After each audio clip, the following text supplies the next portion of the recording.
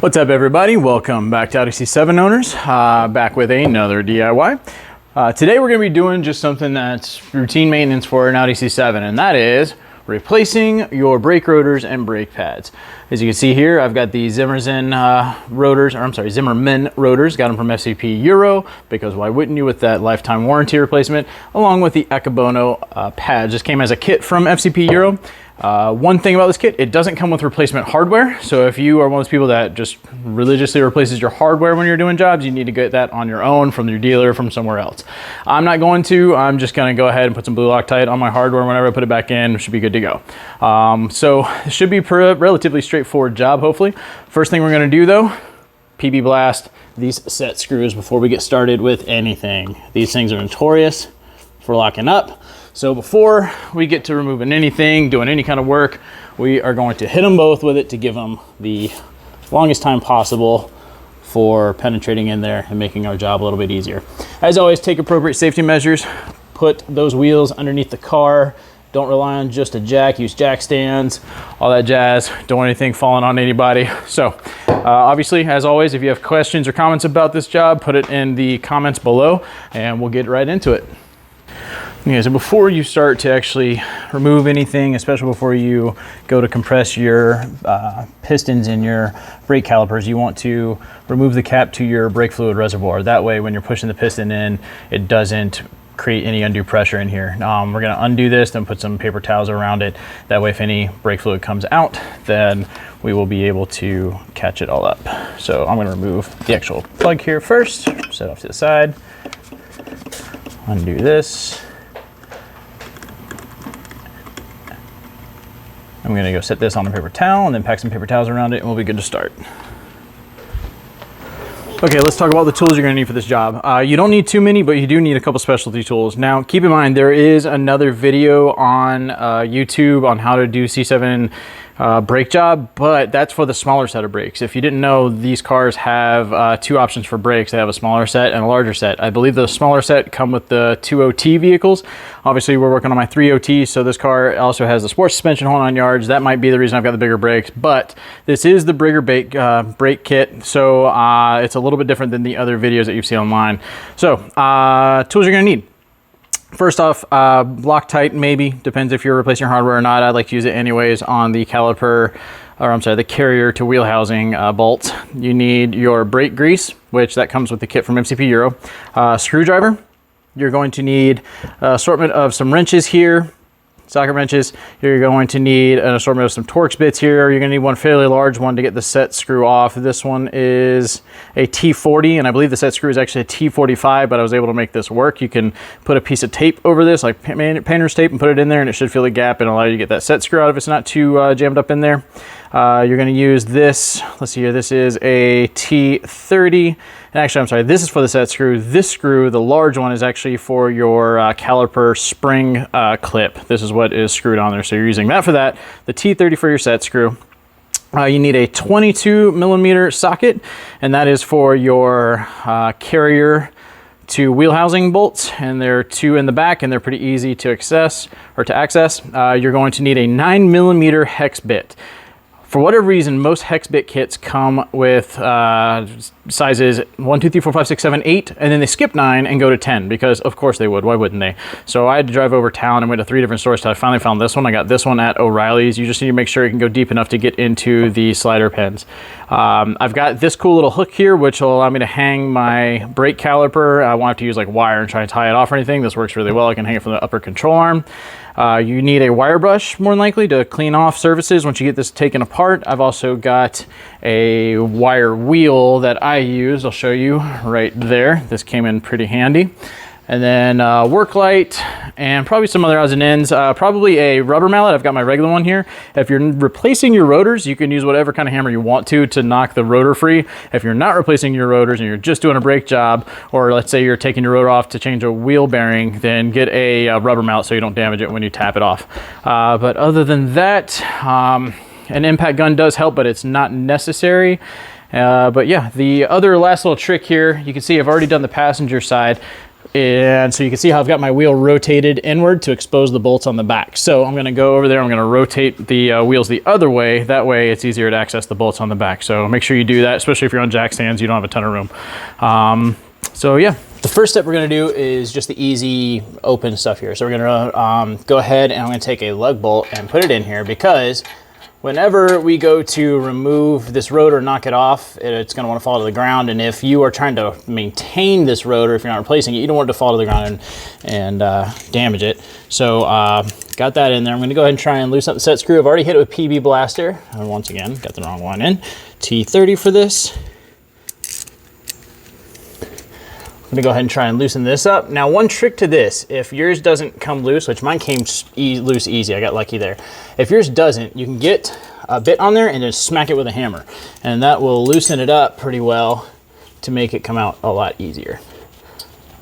After we get this removed, we are going to remove this giant Torx bit. And like I said, I'm pretty sure this is a T45.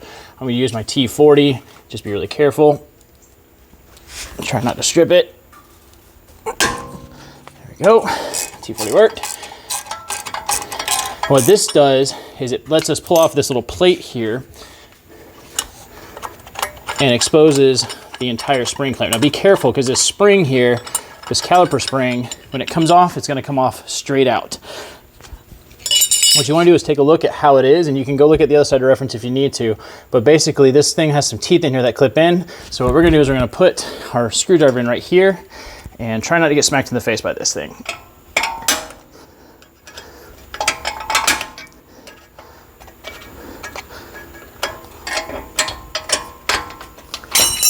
There we go.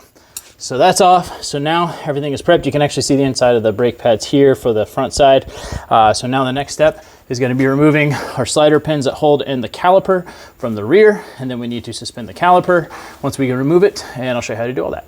One thing I forgot before we move on to removing the slide pins is we're on the driver's side, so we have a wear sensor here, and that's the wire that comes in. This wear sensor is only on the driver's side, front and rear wheels. There are not wear pad sensors on the passenger side, so you don't have to worry about this step. But we need to go and remove this before we try and move the caliper. If I'm not mistaken, this just pulls straight out. And you can see that little retaining clip here come off. We're gonna make sure we keep this, even though I think there's a replacement with the kit.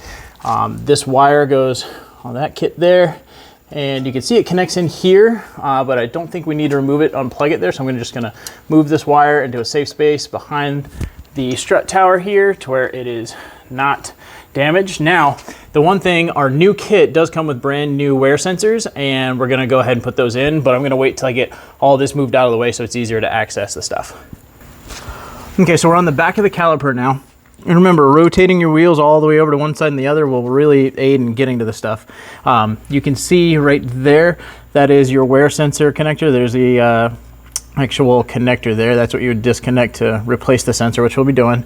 But you see these two plastic caps. Those cover your slide pen connectors, bolts, whatever you want to call them, slide pen bolts. Just use a screwdriver and work those out to expose the slide pens. Be easy not to damage them, because these keep dirt and debris out of there. Set those somewhere safe. Once those are open, then you can get your 9mm hex bit in there, and you can use a wrench to get these out, or you can use a impact gun, which I'm going to try and do without hopefully getting in the way of the camera too much.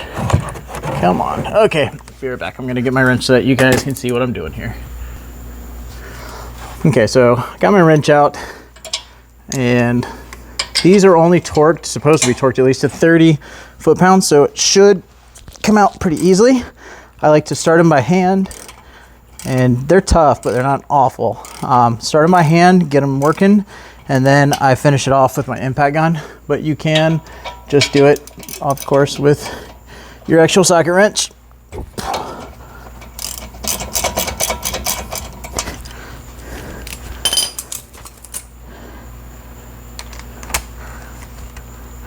I'm going to move the camera out of the way a little bit so I can finish this off with my impact gun. And they come out. This is what they look like. You want to inspect them, make sure there's no damage, no built up dirt or anything like that. If there is, you just want to clean it. We'll be re-greasing these before we put them back in.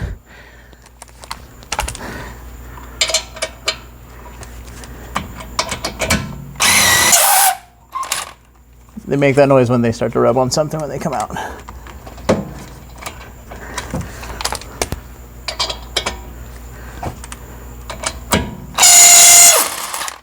All right, so got both of the slider pins out, and now we can start to work on removing the caliper.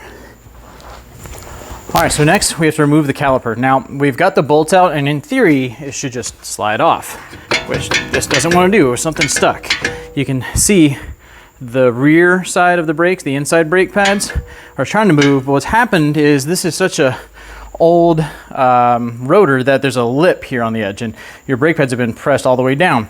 And so now when you're trying to pull it off, your brake pads are catching on this lip of your rotor. And so you have to create some room. Now we're replacing our brake rotor, so I don't care about any damage I do to it.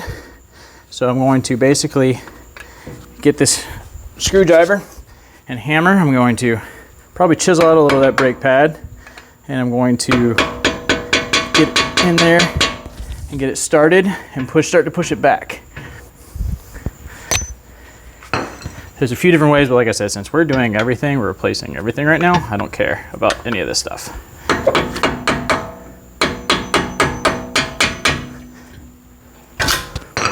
There we go.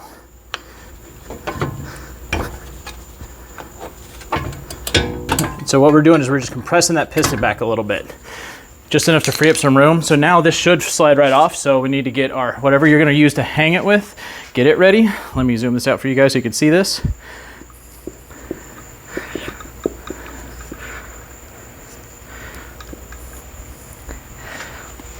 All right, so this should come off. Slides right off. And what I'm gonna do, you don't want any tension on your brake line. So I'm gonna get this hook, I'm gonna put it through there, I'm gonna hang it on the control arm, and it's nice and out of the way back there. Now we have plenty of room to work on the actual carrier and work on getting the rotor off without this being in the way, and we have no tension on the actual brake line, because if you do that, you will damage them, you're gonna have a bad time. So the next step is gonna be removing the two 22mm bolts that hold on the carrier. We'll be pulling that off, then we'll be swapping out the rotor.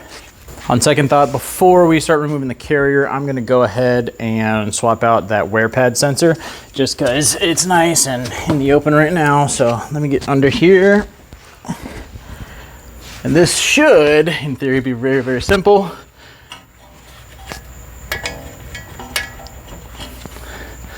Grab my light so I can see here.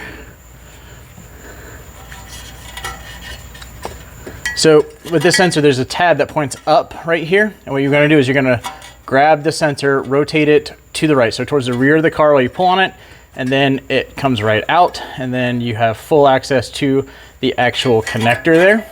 And you unclip it, put the new one in, and just feed it back in there exactly how it was.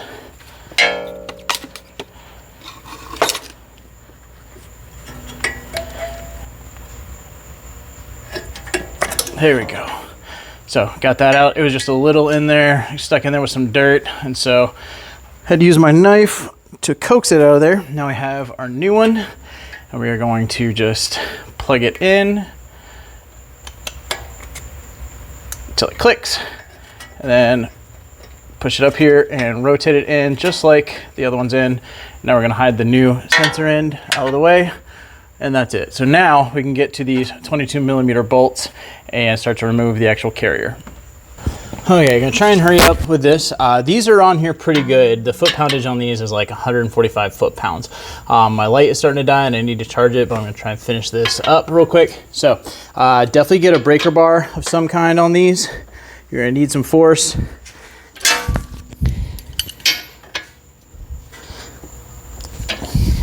So that one came out actually a lot easier than the other side.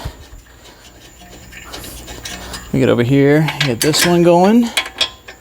Remember, these are 22 millimeters, and both of those actually came out pretty easily. So once you get them started, they typically come out by hand pretty easily. So there's one,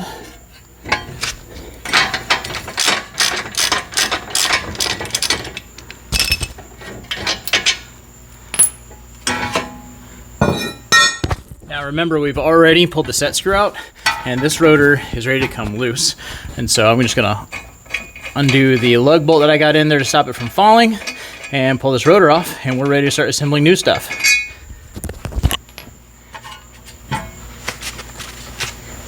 The last thing that we have to remove before we're ready to start putting stuff back on is the old brake pads, and those you're just going to pop out by hand. They should come out without any issues. And then once we're done getting those out, we're going to start cleaning up some things. We're going to clean up the let's see here, the wheel bearing hub assembly there. You can use a regular wire brush, or you can use a wire wheel like I've got on my my drill. We're going to clean that up. We're going to clean up the caliper itself, some spots in there, make sure there's nothing on the pistons or anything like that. We will also be cleaning up the carrier that came off and just making sure that's free of debris, and then we'll start to put some stuff back together.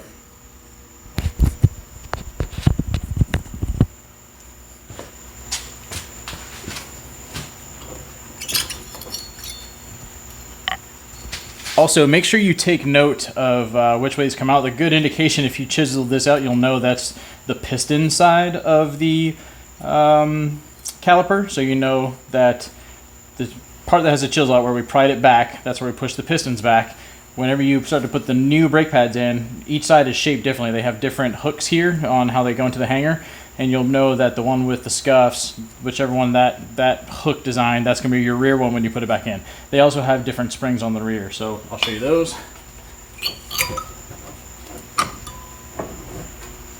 So you can see we got two different hook designs here. This one's kind of flat on top. That one's still got another edge hook.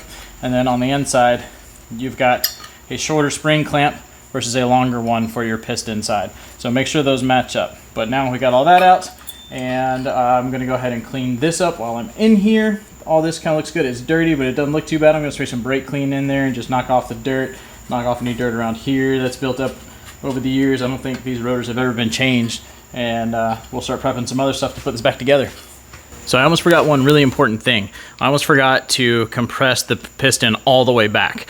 So I put in the old brake pad again, the one that actually mounts to the pistons, and I've got my piston compression tool. There's a bunch of different tools you can use. I got this for like $17 on Amazon Prime. This actually came with the hooks that my caliper's hanging from, and it works just fine. So I'm gonna put this in there, make sure I got it going the right way, and we will get this compressed.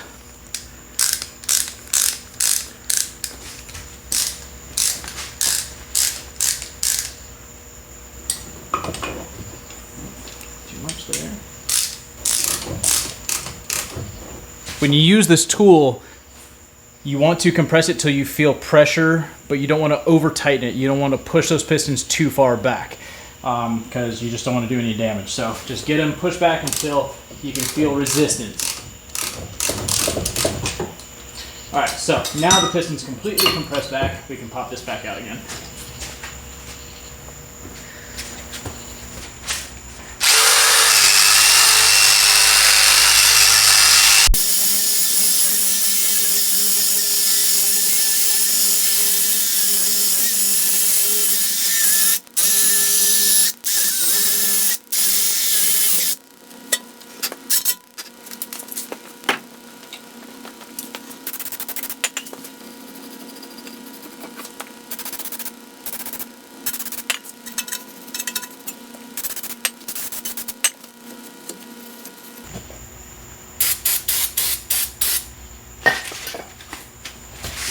Okay, so now we need to actually prep everything that's going to be going back onto the brake assembly when we put it back together. So what does that mean? We're going to clean up our slider pins. We are also going to put some blue Loctite onto our carrier to wheel housing, or I'm sorry, wheel bearing housing bolts. That way those are nice and tight on there because we're not replacing them. If you want to replace them, that's great. I'd probably still put some Loctite on them. But when it comes to the slider pins, we're just going to take a paper towel and just kind of rub them down as best we can and get any kind of dirt off, anything like that. We're not going to scrub this too much, anything like that. These, you can replace these if you want to. There's a little bit of stuff on there, but nothing to worry about. The grooves look good on the threads. So we're going to wipe these down first, and then when we're done wiping them down, we're going to coat them in some brake grease Some people use anti-seize as well, but I'm just going to use regular old brake grease. So got those. Before we start getting that and getting my fingers all greasy, I'm going to get the Loctite. Going to go ahead and Loctite these bolts.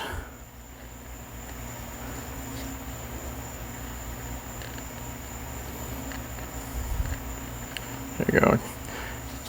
Set that there.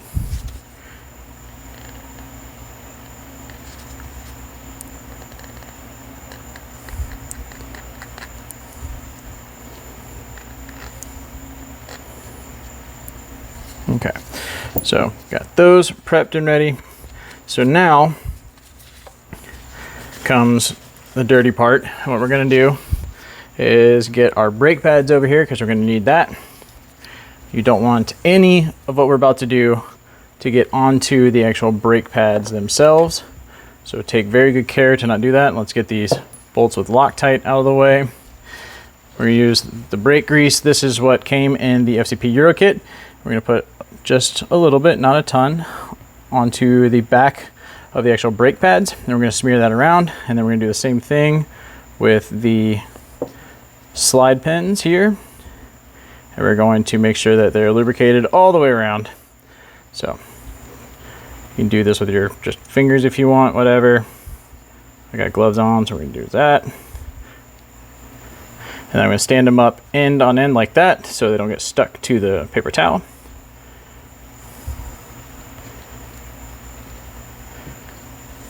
And then on the brake pads, like I said, we just smear this around all along the backside of the actual pad.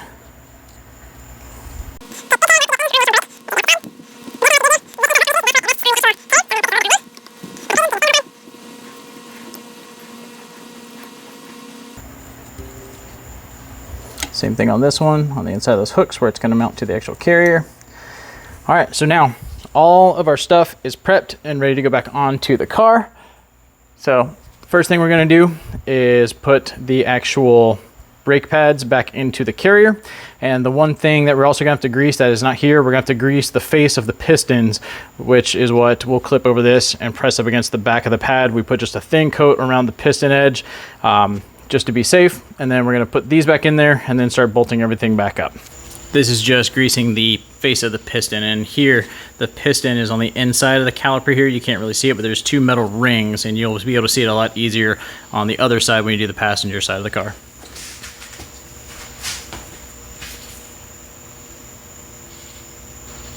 Now it's time to put our brake pads back in. We've got them greased appropriately. Just remember which ones go which and how they align. Just remember that these hooks, they are going to be lodging into the carrier. So they need to be facing forward when this thing goes onto the actual brake assembly to mount.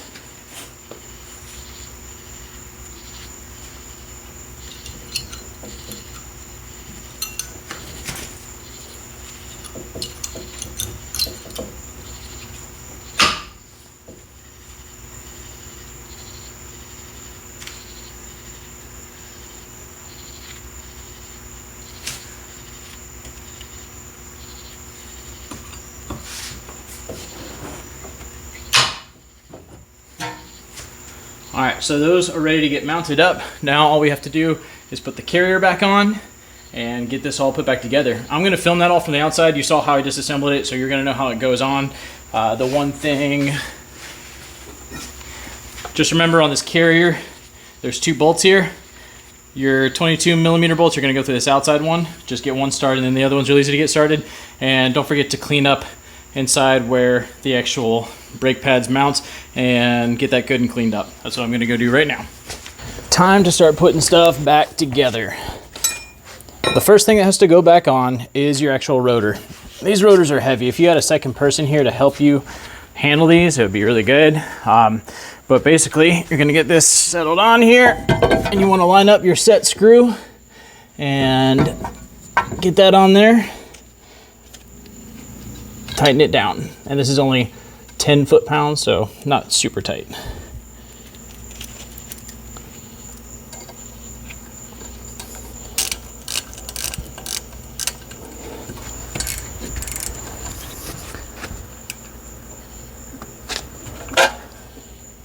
all of your lug bolt holes should be lined up perfectly. You want to make sure about that before you go any further.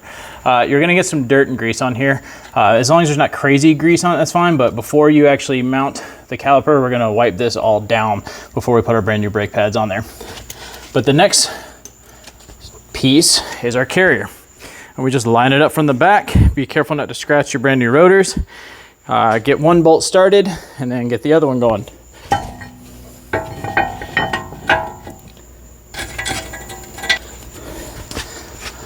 Okay, so we got them hand tight. So now it is time to torque them down. Remember, 145 pounds or 144.5 foot-pounds. Basically just really tight.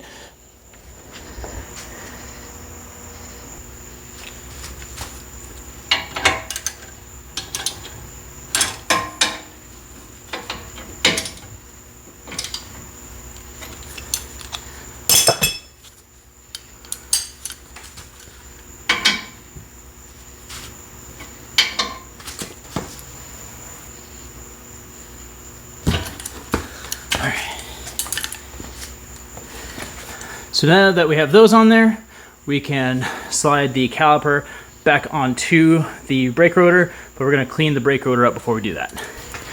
Okay, so we've got everything we need to get this caliper onto the carrier and get it connected. So very carefully, the first thing we're going to do is pull it off of our hook that we got it suspended from up here. What I'm gonna do is I'm gonna lift the whole thing up and pull the hook off the control arms and pull the hook out of it. The one thing when you set this on here, you wanna make sure that the hooks on the arms from the brake pads, those little claws on each end, set into these grooves here. That way it's in there complete. So we're gonna set the bottom end, rest the top end.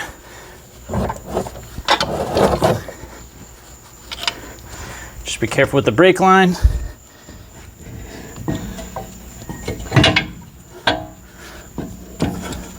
All right, so that's on. So now we need to put the carrier pins or slider pins back in. So what I do is I've got my 9mm hex bit. I'm gonna get in there. We're gonna start these by hand. Once you gotta kind of find it and then make sure that you are pushing in as you're trying to tighten it down.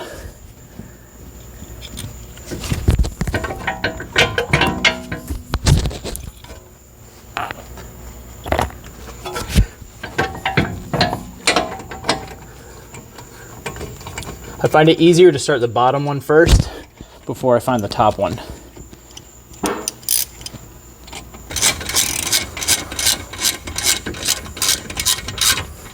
All right, so those are on there. So you need to torque them, and you torque them to 30 Newton meters. So you'll have to do the conversion on that for foot-pounds, but it's not a terrible amount. Make sure it's good and tight.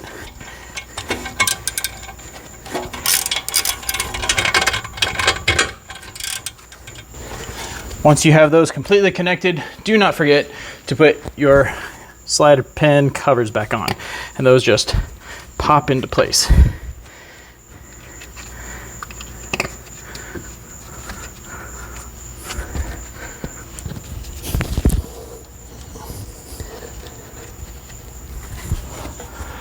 Okay, so next we need to get our spring back onto here, and I'll show you how to do that.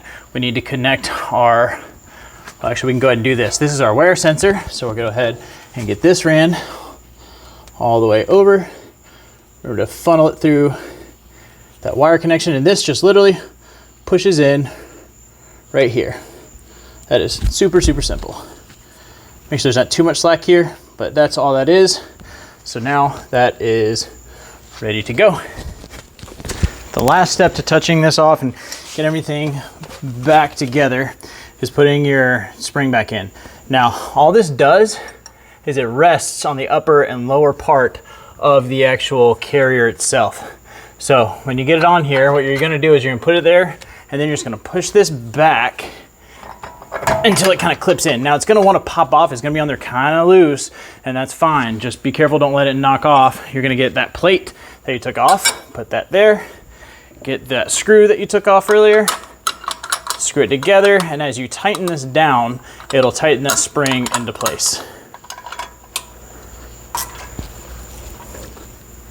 This is your anti-rattle spring, if you didn't know that. Once again, just about like 7 foot-pounds for that, not crazy tight. And that's it. You are done replacing your brake rotors and your brake pads. And so now the last bit of this is to tighten up, is to obviously mount your wheel. And then you need to screw in your brake reservoir sensor. Let me get this up here. Your brake reservoir sensor, make sure you plug that back up, tighten that back down, and we'll talk about the bed-in procedure here in a moment. Okay, let's talk about the bed-in procedure. And real quick, if you can't tell, this is a really dirty job. So you're gonna wanna wear gloves and clothes that you don't care about messing up. So we're done. The next thing I have to do, and this procedure applies for the front and rear brakes. Keep in mind, all bed-in procedures are different depending on what rotors you buy, what brake pads you buy. These are the Akebono ceramic pads that come with the kit from FCP Euro. I called Akebono, they said there's no bed-in procedure for their pads, which is, I don't know if I believe them. I mean, they're the ones that make them, but they said there's no reason to. But on Zimmerman, they send you this nice little manual. And we're gonna skip to section 4. It says recommend running in. I'll just read this. You're gonna run in on sections of road that allow the following driving maneuvers to be performed safely and in accordance with traffic rules. So obviously Mexico, duh. When running in, coat Z coated brake disc, which is what these are. Kindly perform approximately 5 to 10 short and moderate braking operations for breaking off the coating layer. After that, kindly ensure a bedding in process of brake discs and brake pads. This process causes the brake disc heats up gradually and serves to adapt the friction surfaces of the brake disc and the brake pad. Please avoid, if possible, during the first 300 kilometers, shock braking, which is strong and sudden brakings. If road conditions permit, perform several short, moderate braking actions without ABS intervention within the first 300 kilometers. Failure to observe the recommended running in procedure may result in impairment of the brake function and worse brake performance. So once you get this all done, basically they're saying don't go wild on this. You want to take this out, find a stretch of road that you can get up to about 60 miles an hour. I would probably first start around 45, and you want to ease into the brakes and stop. And you're trying to do is build up heat in the actual brake disc so that that coating that's on it starts to wear off a little bit. And on the same time, your brake pad is applying material to your brake disc, and that's causing it to fill in the tiny pores so that it creates a nice smooth surface, and the brake pads wear evenly on the brake disc, and you don't get fading or warping on the brake disc. So what I'm gonna do is I'm gonna go out and probably about 3 times from 45 miles an hour to a stop. Now, big thing here, do not let ABS engage. ABS is the pumping of the brakes to stop it from spinning. You don't want that to happen because then you're gonna get uneven wear over the actual rotor. So slow, gradual braking, get up to about 60 miles an hour, and about 3 times or so, same thing. Gradual braking all the way down to 0. That just builds up heat and allows this thing to bed in properly. And then after that, for 300 kilometers, which, 200 something miles, drive it easy, try not to slam on the brakes. And then after that, you're good to go as far as your normal braking. With that, we're gonna wrap up this video. I'm gonna have some of my beer. That's good. If you guys have any questions, leave them in the comments. As always, if this helps you, please like and subscribe to the channel. Please go like our page on Instagram. We are like 300 and something people away from 2,000 followers. And as soon as we get 2,000 followers, I get to give away test pipes from Can Auto Performance. What are you guys waiting for? Get over there and do it. If there's anything that I forgot, as always, I'll put it in the description below, and look for our DIY on the rear brakes to follow up with this one here shortly. Thanks for watching, and we'll see you guys on another episode of Audi C7 Owners.